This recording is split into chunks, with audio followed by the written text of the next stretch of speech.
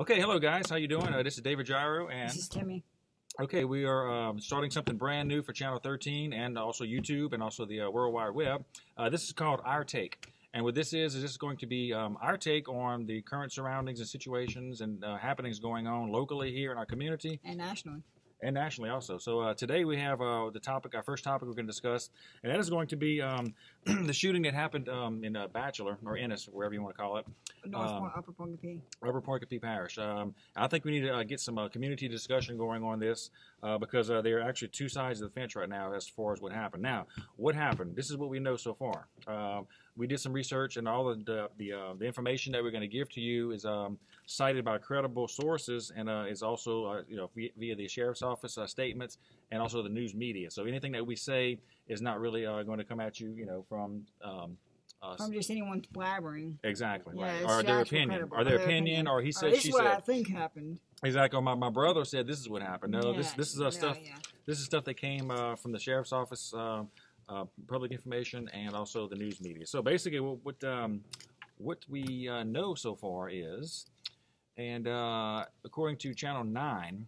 Let's read the notes. Briefly read it. So who are the players in the situation? We have Mario Celestino, Mark Gaspard, and an unknown sheriff's officer, which we don't really. Right, and that'll come to light when the grand jury convenes or whatever. So, Yeah, so basically, what happened was we have people on two sides of the equation saying that when Mark Gaspard shot Mario and killed him with one shot to the head, that he was acting in a vigilante style action. Actually, I guess injecting himself into a situation from law enforcement, right? That's what happened. They said basically that if you read the news article, it says basically that the sheriff's office basically said, well, we didn't need his help, and he injected himself in the situation. Okay, right. So let's talk about this. Let's discuss basically what happened. And this is according to the sheriff's office statements that they released. Okay, so basically we know that this guy Mario Celestino was a very, very bad guy. He had a history of violence toward his ex-girlfriend. Just a terrible person. He did everything from, I guess you could almost say, raping her, basically. Refused, her sexual advances. Kicked her out of bed, destroying iPhones, iPads, even putting a fish hook in her cheek. Just a physical, sexual, and mental abuse to this poor girl, whatever. So this guy was a really, really bad character. Okay, that being said, he took his ex-girlfriend's mother at gunpoint, okay, and pretty much forced her under the threat of death, I would say, because he had a gun, to take him to her head. Right, to take him to Bachelor to this residence. Okay, so what happened in the meantime, according to the reports, is that they got to the residence. The suspect, which is Mario Celestino, got out of the car with a weapon, and the sheriff's deputy was meeting him at the house. Okay, now we don't know what happened from this point on, really, because next thing you know, the deputy's trying to handcuff Celestino. He breaks off running. Okay, Mark Gaspard enters the situation with a gun, and so we know that Celestino took off running.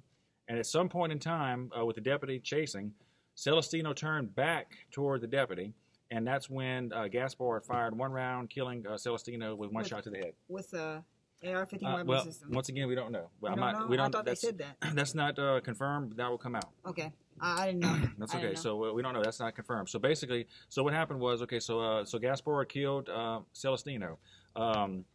Now, the circumstances and the reason why he killed him is going to be up for debate. It's going to be up to a grand jury to convene and to determine if charges will be filed for Mark Gaspard. So what we want to do right now is we want to kind of stimulate discussion, and we want to talk about this topic publicly in a public forum. Once again, if you have any comments you want to make, you can go to Poincapi Community Access Media's Facebook page and go ahead and start some conversations on there. And if you want to make a video talking about it, make a video about anything, we will air it on the channel free of charge. Absolutely, yes. That's what Channel 13 is, a free speech forum. Anything that you want to say, barring breaking the law or anything like that, inciting violence, you are more than welcome to have your free speech. A lot of people come to me and they say, like, well, how much does it cost to put my video on the channel? What do I have to do? It's like nothing. If you meet our standards, because there are certain standards, then I'm not going to ramble on too much about that, but you can bring us your video. We'll air it on the channel. Right. Okay, so we know that Mark Gaspard is going to be charged with manslaughter. Okay, so let's just go over some quick definitions for these charges and these crimes in the state of Louisiana. What is manslaughter? Okay, what is manslaughter? Let's figure that out. Okay, let's back up a second. Okay. Let's go to, according to Louisiana state law, what is justifiable homicide? That's fine. Let's discuss that real quick. Okay, according to Louisiana state law, let's see here, RS 1420, justifiable homicide is 1. When committed in self-defense by one who reasonably believes that he is in imminent danger of losing his life or receiving great bodily harm, and that the killing is necessary to save himself from that danger. Okay, what is number 2?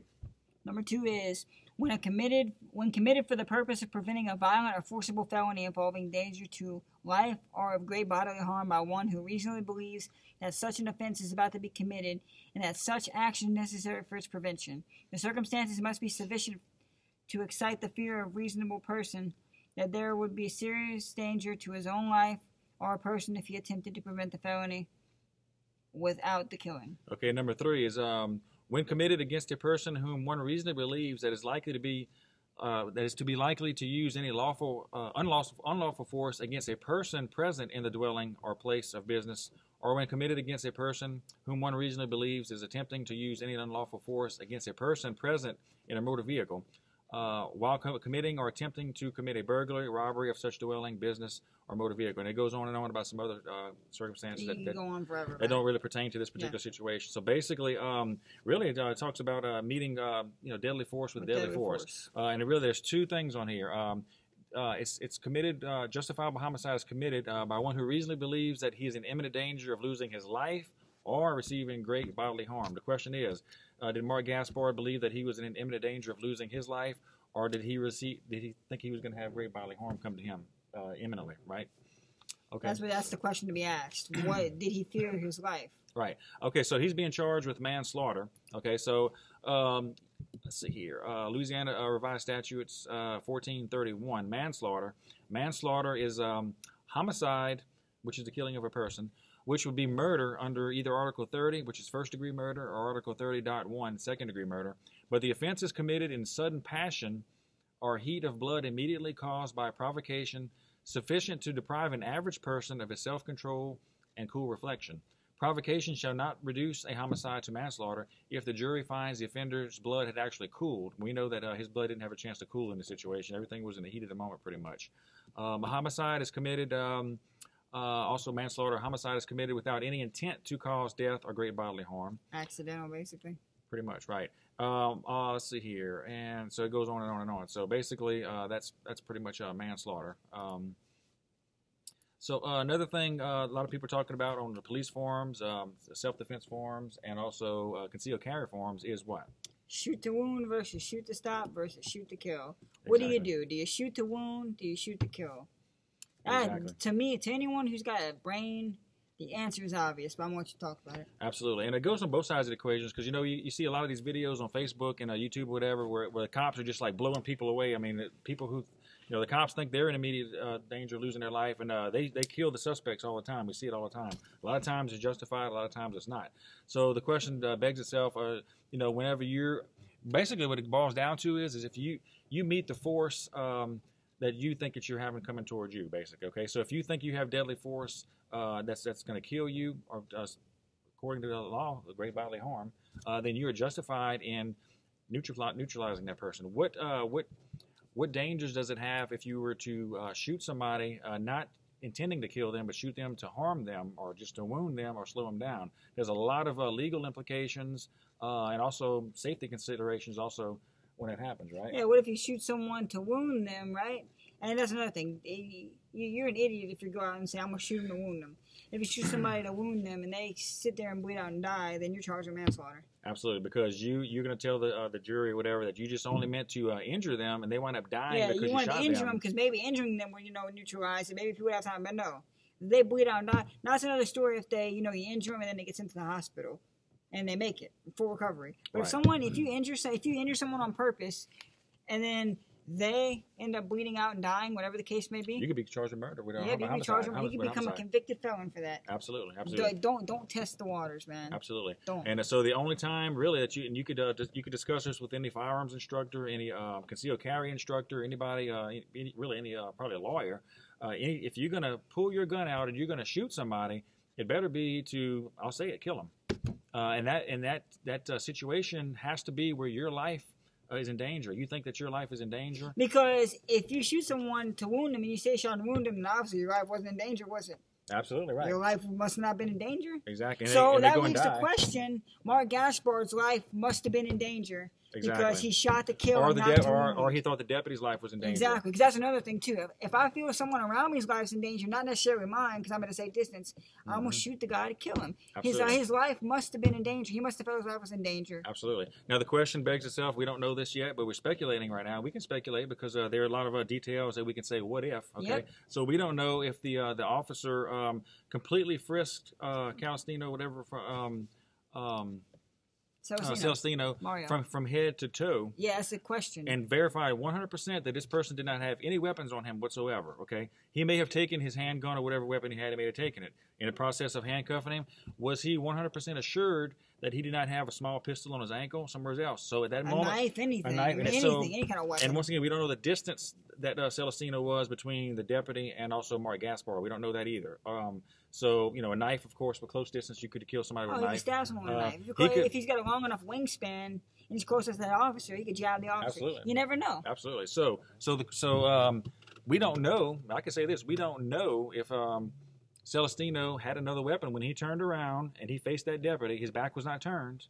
He turned around. He could have been grabbing another weapon out of his pocket. Somebody was running. Absolutely. Anything is possible. Exactly. I think in Mark Gaspard's case, in his sense, I think there's no time to ask what if. There's no time to say, well, let's just see.